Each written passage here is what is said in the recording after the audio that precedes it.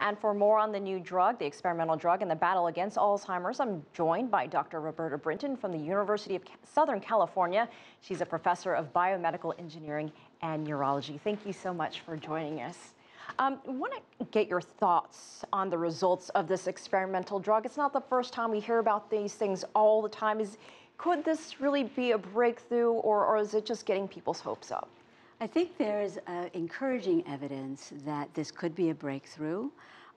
It certainly has promise as what we call a disease-modifying therapeutic, which means it alters the course of the disease.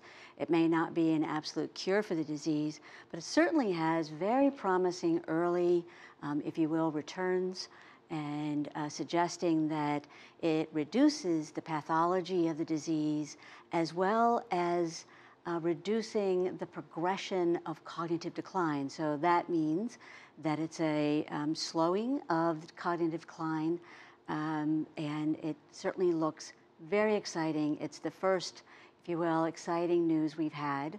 Many people across the globe have been working on this problem for many decades.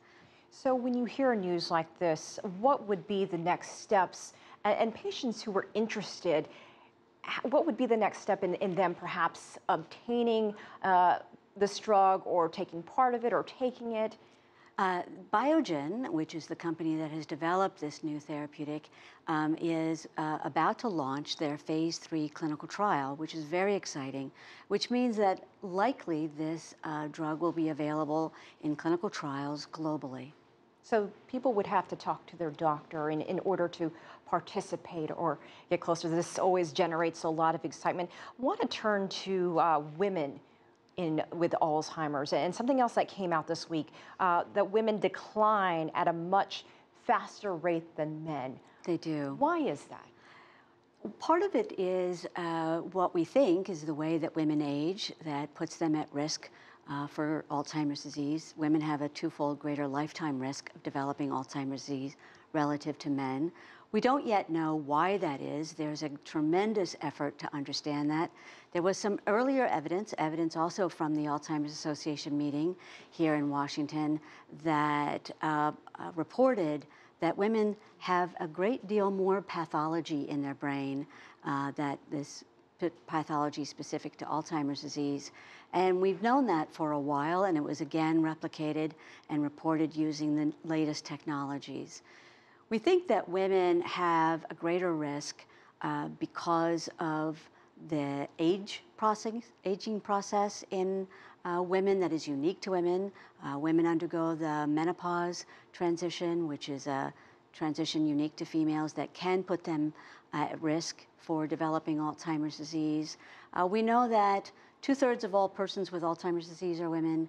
2/3 of all persons that are providing care to people with Alzheimer's disease are also women. We know that there's a great deal of stress associated with caregiving, and that may in fact also accelerate these vulnerabilities in women. We also know that women have an accelerated response to having a gene that we know is a risk factor for Alzheimer's disease. Men with a double copy of this gene, ApoE4, are at greater risk for developing Alzheimer's disease, and women only need one copy of the gene to have the same risk. So there's something specific about the female brain and how that brain is aging that puts her at risk, and researchers supported through the National Institute on Aging are researching this. Women are coming together through the Alzheimer's Association and their women's initiative, and Us Against Alzheimer's has a Women Against Alzheimer's initiative as well. So women are coming together both nationally and internationally to address this. A great organization also is Alzheimer's UK, and they are also spearheading a collaborative effort for women in Alzheimer's disease.